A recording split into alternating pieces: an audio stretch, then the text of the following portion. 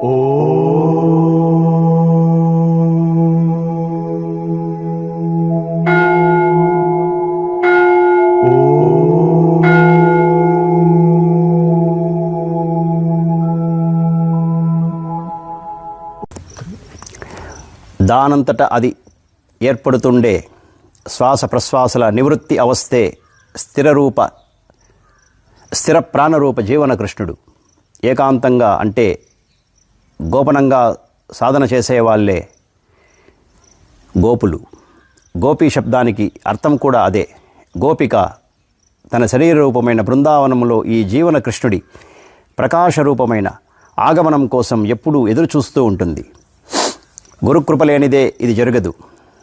గురువు ఆజ్ఞానుసారంగా పనిచేసిన మీదట దానంతట అది కోరకుండానే ప్రాప్తమవుతుంది. ఇందువలనే గురువాక్యాన్ని దృఢంగా మన్నించి గురువు ఉపదేశం ప్రకారం తన స్థిర ప్రాణంలో భగవంతుని తెలుసుకోవాలి. గురువాక్యం మీద విశ్వాసం ఉంచి పనిచేసిన మీదట ఒకనాడు అది ప్రత్యక్షమవుతుందన్నది తప్పకుండా నిశ్చితమైన విషయం. మనసులో బలం లేనప్పుడు ఎక్కడ ఉంటే మనోబలం కలుగుతుందో అక్కడ ఉండాలి. అక్కడే ఉండి క్రియ చేయడం ఉచితం. భయంతో క్రియ చేయడం వల్ల ఫలితం రాదు. ఆ క్రియ ద్వారా తనకు రక్ష కలగదు. క్రియ చేయడం వల్లనే తనకు రక్ష చేకూర్చుకోవడానికి వీలవుతుంది. క్రియావంతుడికి భోజనం పెట్టండి. క్రియావంతుడికి భోజనం పెట్టి తుష్టుణ్ణి చేసిన మీదట దేవతలకు కూడా తృప్తి తుష్టి కలుగుతున్నాయి. క్రియావంతుడే దేవత. దేవతలందరూ క్రియ చేస్తూనే ఉన్నారు. ఈ దేహంలోనే ముక్తి పొందడానికి విధిపూర్వకమైన క్రియ చేయాలి. అప్పుడే గురుకృపను ప్రార్థించవలసింది అదే అవుతుంది. కేవలం సుఖము దీర్ఘాయువు కలిగితే చాలు. ముక్తి అక్కర్లేదు అంటూ చెప్పినవన్నీ అబద్ధాలు. వాటి కోసం వీళ్ళు ఆశీర్వాదాలు కావాలంటారు. కానీ అవి జరగవు. వారు చాలాసార్లు చాలా రకాలుగా నిర్దిష్ట భక్తులను ఆకర్షించి వాళ్ళ లౌకిక పారమార్థిక భారాలను రెంటిని తాము వహిస్తూ వాళ్ళ సాధనారత జీవనాన్ని కేంద్రీభూతం చేస్తుండేవారు. ఆత్మసమర్పణ ద్వారా జీవితంలో ఆధ్యాత్మికత పరిణామం ఎలా తీసుకురావచ్చునో భక్తులకు వారు బోధిస్తుండేవారు. వారి కరుణాస్రవంతి స్నేహ ప్రేమల ద్వారా కానీ ఒకానొక అలౌకిక దర్శనం ద్వారా కానీ ప్రవహిస్తూ ఉండేది. వారి అలౌకిక కారుణ్య లీలను చూసిన భక్తులు విస్మయానికి అంతులేకుండా ఉండేది. వారు అందరికీ యథార్థమైన కళ్యాణకాములు, మార్గదర్శకులు. ఇందువల్లే వారు ఎప్పుడూ భక్తులకు ఈశ్వర బోధన గురించి, గాఢమైన యోగ సాధనా తత్వం గురించి సహజత్వము, సరళత్వము ఉట్టిపడేలా వివరిస్తూ ఉండేవారు. వారి ఉపదేశం వల్ల, ఆశీర్వాదం వల్ల ప్రజలకు శుభమార్గంలో సాగడానికి ఎంతో ప్రేరణ కలుగుతూ ఉండేది. యథార్థ జీవితానికి సంబంధించిన అనేక సమస్యలతో కానీ, ఆధ్యాత్మిక జీవనానికి ప్రేరణ పొందాలన్న ఆశతో కానీ వారి సన్నిధికి వచ్చిన వారందరికీ వారు ఎప్పుడూ శుభమార్గం వైపు చూపిస్తుండేవారు. భక్తుల సర్వకర్మల పట్ల, ఆచరణల పట్ల, చింతల పట్ల వారికి ఏకాత్మభావం ఉంటుండేది. దాంతో వాళ్ళ మీద సునిశిత జాగరూక దృష్టి నిలిపి ఉంచేవారు. వారు ఈ అలౌకిక కారుణ్య లీలా విలాసాన్ని గురించి ప్రశ్నించినట్లయితే ఇలా చెప్తూ ఉండేవారు. నిజమైన విశ్వాసంతో మీరు నా శరణు కోరినట్లయితే నేను ఎంత దూరాన ఉన్నా సరే మీ మధ్య ఉండడం తప్ప మరో ఉపాయం లేదు. క్రియ చేసే వాళ్లకు దగ్గరగానే ఉంటాను. అందరూ గుడికి వెళ్ళినప్పుడు ఒక్కరు గుడికి దండం పెడుతున్నారో, గుళ్ళో ఉన్న దేవతకు దండం పెడుతున్నారో చెప్పలేమని అంటూ ఉంటారు. దేవత లేనిదే గుడికి విలువ ఏమీ లేదు. ఈశ్వరుడేమో అన్ని చోట్ల ఉన్నాడు. అందువల్ల ఆ విగ్రహంలోనూ ఉన్నాడు. ఇది ఏ విధంగా ఎంతవరకు సత్యమో, కానీ ఆయన మీలోనూ ఉన్నాడనేది కూడా ఆ విధంగా అంతవరకు సత్యం. కానీ మీలో ఉన్నాడన్నది దానికంటే అధికమైన సత్యం. ఎందుకంటే మీరు నడుస్తూ తిరుగుతూ కనిపిస్తారు. అటువంటప్పుడు దూరాన ఉన్న వస్తువును వెతకడం మానేసి దగ్గర ఉన్న వస్తువును వెతకడమే మంచిది. ఆయన మీలో కూడా ఉన్నప్పుడు, అన్నిటికన్నా దగ్గరలో ఉన్నప్పుడు, దగ్గరలో ఉన్న వస్తువు కోసం వెతకడమే బుద్ధిమంతుల పని. ఈ సందర్భంలో శ్రీకృష్ణ భగవానుడు ఇలా అంటున్నారు, ఈశ్వరః సర్వభూతానాం హృద్దేశేర్జున తిష్టతి. అన్ని జీవుల్లోనూ పదార్థాల్లోనూ ఆయన ఉన్నాడు, కానీ హృదయ ప్రదేశంలో ఇంకా అధికంగా ఉన్నాడు. ఆ హృదయంలోనికి మునగడాన్ని గురించిన చర్చ రామ్ ప్రసాద్ కూడా చేశాడు. డూబ్ దే మన్ కాళీ బలే హృది రత్నాకరేర్ అగాధ జలే అంటే, ఒరే మనస్సు కాళీమాత పేరు తలుచుకొని మునకవేసింది హృదయ సముద్రపు అగాధ జలంలో. అది హృదయంలో మునిగినప్పుడే ప్రాప్తమవుతుంది, బయట కాదు. స్త్రీ సౌందర్యంతో సహా ఈశ్వరుడు సృష్టించిన సమస్త సౌందర్యాన్ని చూడాలన్న కోరికకు లేదా ప్రవృత్తికి అందరికీ అధికారం ఉంది. కానీ ఆ రూపం మీద, సౌందర్యం మీద చూపు ప్రసరించడంతో పాటే దాన్ని సృష్టించిన వాడి మీద దృష్టి నిలపవలసి ఉంటుంది. అపూర్వమైన దక్షతతోనూ కళా కౌశలంతోనూ దాన్ని సృష్టించినవాడు ఆయన. ఆ సృష్టికర్తను లేదా విశ్వనిర్మాతను మరిచిపోయి కేవలం ఆయన వల్ల సృష్టి అయిన సౌందర్యాన్ని చూడడం వల్ల పని జరగదు. ఆయన సృష్టించిన సౌందర్యమే ఇంత అందమైనదైతే ఆయన మరింత అందంగా ఉంటాడు. ఈ ప్రకారంగా సమస్త సృష్టిలోనూ సృష్టికర్తను చూడడానికి మీరు ప్రయత్నించినట్లయితే మీ బ్రతుకు ధన్యమవుతుంది. కానీ ఒక్క సంగతి గుర్తుంచుకోండి, సాధన లేనిదే అటువంటి స్వచ్ఛమైన లేదా నిర్మలమైన దృష్టి ఎవరికీ కలుగదు. ఇది కేవలం ఉత్తిమాట కాదు, ఖండించలేని సత్యం. మనసు ద్వారా ఎంత పెద్ద ప్రయత్నం చేసినప్పటికీ స్థాయి భావం ఏర్పడదు. కానీ ప్రాణాయామం ద్వారా ఎంత చేస్తే మనస్సు అంత స్థిరమవుతుంది, అంతే స్వచ్ఛ దృష్టి ఏర్పడుతుంది. అప్పుడు దాని వెలుగులో సమస్త రూపాల్లోనూ సౌందర్యాల్లోనూ ఆయన దర్శనమే, ఈశ్వర దర్శనమే అవుతుంది. బ్రహ్మజ్ఞానులైన మహాపురుషులు అంటే బ్రహ్మవేత్తలు బాహ్య పూజ చేయవలసిన అవసరం ఉండదు. యోగిరాజులు స్వయంగా బాహ్య పూజ ఎన్నడూ చేసేవారు కాదు. ఈ విషయంలో శాస్త్రకథనం ఇలా ఉన్నది. మహానిర్వాణ తంత్రం ఇలా ప్రమాణాన్ని చూపిస్తుంది. ఉత్తమో బ్రహ్మసద్భావౌ ధ్యానభావస్తు మధ్యమః స్తుతిర్జపోధమో భావో బహిఃపూజా అధమాధమః అంటే బ్రహ్మభావనలో నెలకొని ఉండడం ఉత్తమం, ధ్యానం మధ్యమం, స్తుతి జపము అధమభావం. బాహ్య పూజ అంటే స్థూల పూజ అన్నిటికన్నా అధమమైంది. కానీ వారు ఎన్నడూ కూడా సాకార అంటే సగుణ ఉపాసన అంటే ఇష్టమున్న వాళ్లకు అడ్డు చెప్పలేదు. పైపెచ్చు సాధారణ జనుల విషయంలో సాకార పూజ అంటే సగుణ పూజ, విగ్రహారాధన ప్రయోజనకరమైనదని, దాన్ని తప్పకుండా చేయాలనే చెప్తుండేవారు. సాకార పూజ చేస్తూ ఉంటే ఈశ్వరుడి మీద భక్తి శ్రద్ధలు పెరుగుతాయి. సమయం వచ్చినప్పుడు ఆత్మ సాధనలోనికి మారతారు. అప్పుడు బాహ్య పూజ చేయకపోయినా తేడా ఏమీ రాదు. బొమ్మలన్నీ ప్రాణరూపుడైన ఈశ్వరుడికి ప్రతీకలే.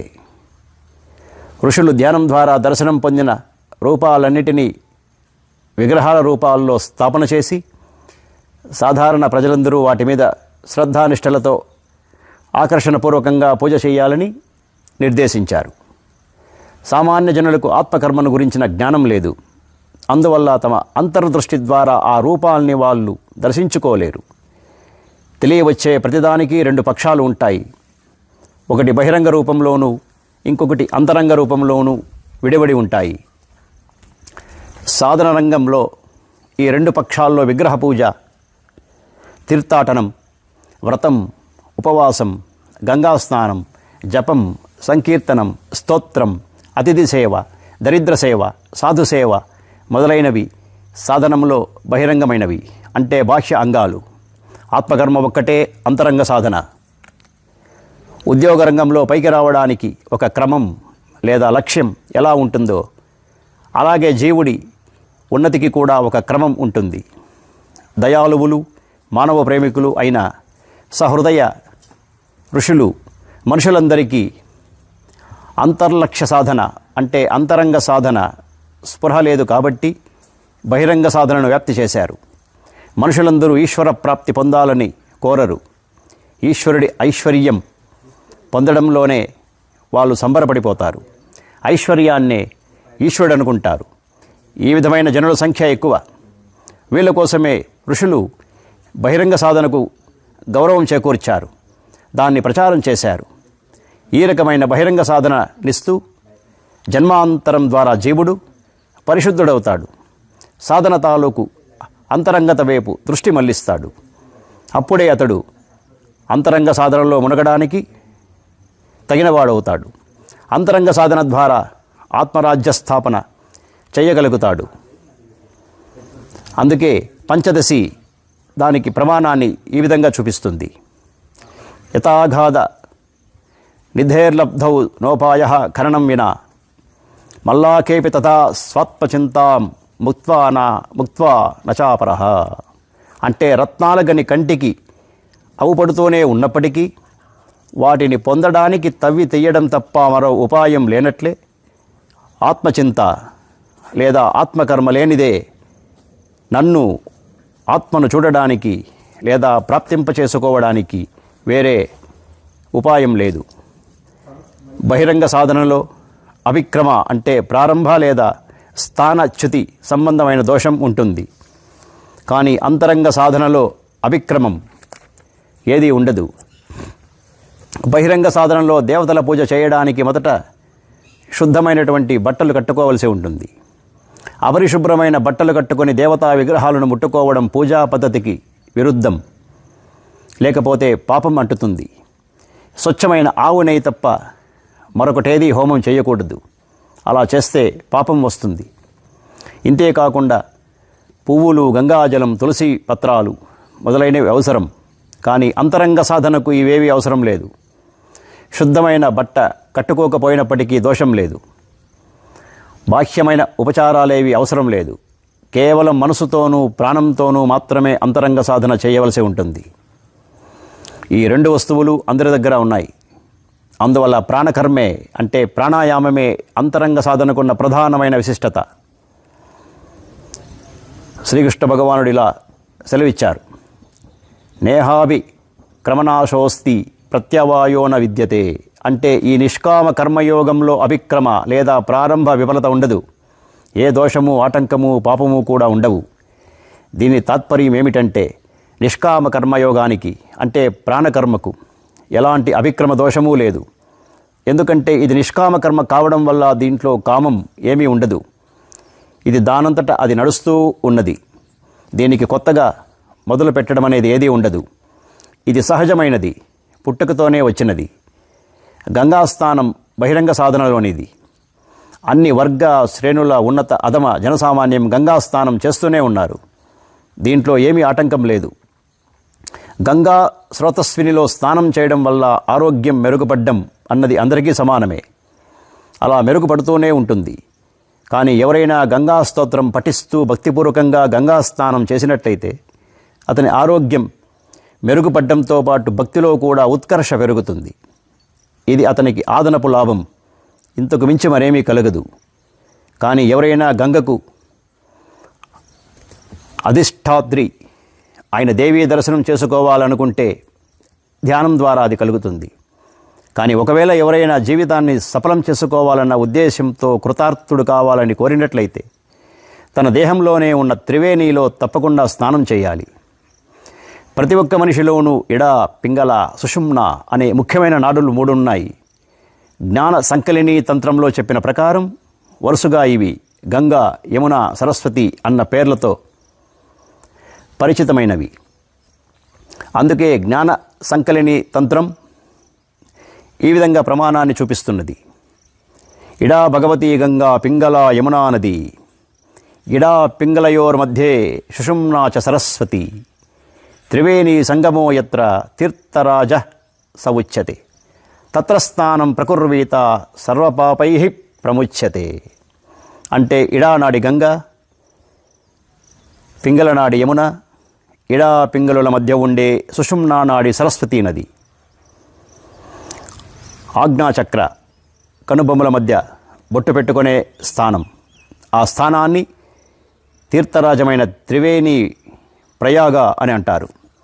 ఎవరైనా ఆ ఆజ్ఞాచక్రంలో ఉన్న తీర్థరాజ ప్రయాగలో స్నానం చేయగలిగినట్లయితే, అంటే అక్కడ సహస్రారం నుంచి స్రవించే అమృతం తాలూకు సహస్రధారలో మునగగలిగినట్లయితే అప్పుడే అతను సమస్త పాపాల నుంచి విముక్తుడు కాగలుగుతాడు, అంటే విముక్తుడవుతాడు. కానీ అక్కడ స్నానం చేయడం ఎలా? ఆ ప్రక్రియకు సంబంధించి తంత్రశాస్త్ర భాషలో దాని వివరణ ఇలా ఉన్నది. దానికి జ్ఞాన సంకలిని తంత్రం ఇలా ప్రమాణాన్ని చూపిస్తున్నది. మనస్థిరం యస్య వినావలంబనం వాయుస్థిరాయస్య వినా నిరోధనం దృష్టి స్థిరో యస్య వినావలోకనం సా ఏవ ముద్రా విచరంతి ఖేచరీ.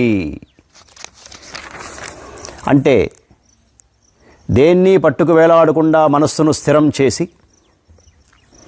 అవరోధం లేకుండా శ్వాస ప్రశ్వాసలను స్థిరం చేసి, అవలంబన లేకుండానే అంటే మనసు ద్వారా అంటే కల్పన ద్వారా ఏమీ చూడకుండా కూటస్థములో చూపు నిలిపి ఆ తీర్థరాజంలో స్నానం చేయవలసి ఉంటుంది.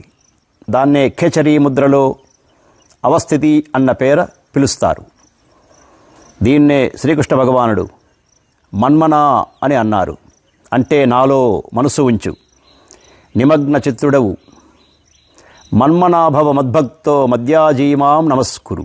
అంటే పరమాత్మైన నాలో ప్రతినిత్యం నిరంతరంగా మనసును దృఢం చేసుకో, నిష్కామభావంతో పరమేశ్వరునైన నన్నే భజించు, ప్రేమతో విహ్వలతాపూర్వకంగా దాన్నే అర్పించు.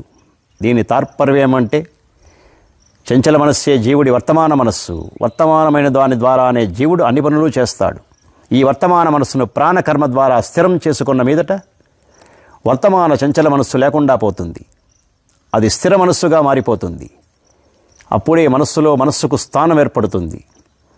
ఈ విధంగా మనస్సుకు అవస్థానం ఏర్పరిచినప్పుడే నువ్వు నాకు నిజమైన భక్తుడు అని అనిపించుకుంటావు.